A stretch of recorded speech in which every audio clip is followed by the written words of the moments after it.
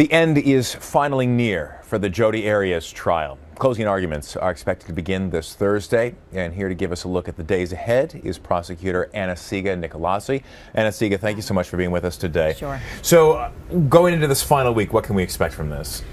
This is the week that people have been waiting for since January. You know, we're going to finally be at the end of the testimony. The judge has drawn a line in the sand, and she says that Wednesday will be the very last day of testimony, no matter how late they stay into the night. And then she will give her final jury instructions to the jury, she says, on Thursday. And then both sides will give their closing arguments. And she's hoping that that means Thursday and Friday, and then the jury finally gets their chance to do their job and hopefully come back with a verdict in this case. In these final few days, there has been some very powerful evidence that has been presented. Do you think that it is changing the dynamics of this case because it has gone on for such a long time? Yeah, you know, I think what's powerful about it is the timing, is that really when the prosecution came back to now rebut the defense, the case that they put on, they really kind of very quickly hit some key points to really show how incredible, and by that I mean not believable, some of the defense arguments have been about what Jodi Arias says happened at the time that she killed her boyfriend. The defense asked for some lesser charges, and I wanted to get your thoughts on that. And the charge that was requested was manslaughter by sudden quarrel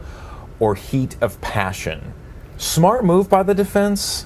Sure. I mean, anything for the defense that is off of that murder in the first degree, which carries the possibility of a death sentence here, is smart for the defense. And that's what they're going for. I mean, sure, would they like to get an acquittal? Yes, but I don't think they're actually counting on it. So anything that can take the death penalty off the table. And sometimes, you know, lawyers will say that the more choices you give a jury, the more room for compromise. So that if they just have murder one and murder two, well, then they're going to end up with a murder one or murder two. But if you go down the line to lesser included charges, such as the manslaughter, maybe they have a better shot at the murder in the second degree, or even a manslaughter. What about the decision to put Arias on the stand herself? Was that a smart move?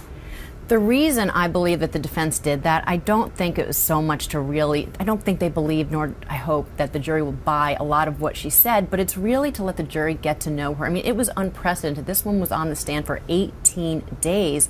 And so what if she is found guilty in the guilt phase, then they're hoping to save her life. And so there is definitely something to the fact, if you hear someone and get to view them and have this exchange, watching them speak for not one, not two, which is the norm, 18 days, that the jury will have a much harder time coming back with a death sentence if that happens in this case, if they go into a sentencing phase. You and I were talking about this a little bit earlier, and the fact that Arizona is one of only a handful of states that allows the jury to actually question those on the witness stand. Do you think that that prolonged this trial? Did it complicate the duty for the attorneys in this case? I don't know what has not prolonged this trial. I mean, it's really 4.5 months is more than I've ever heard of for any case such as this, and there's certainly many more complicated murder cases than this. But it's an interesting question because, you know, when I've heard a lot of the questions that the jurors have submitted here, they really are getting at some of the crux of what they will be asked to decide. So if it helps them, it's great, but it certainly creates a different, more complicated playing field for those involved, because now they're dealing with issues that they did not necessarily themselves see when they were putting on their case on both sides here. Going into the final days now, who is in better shape?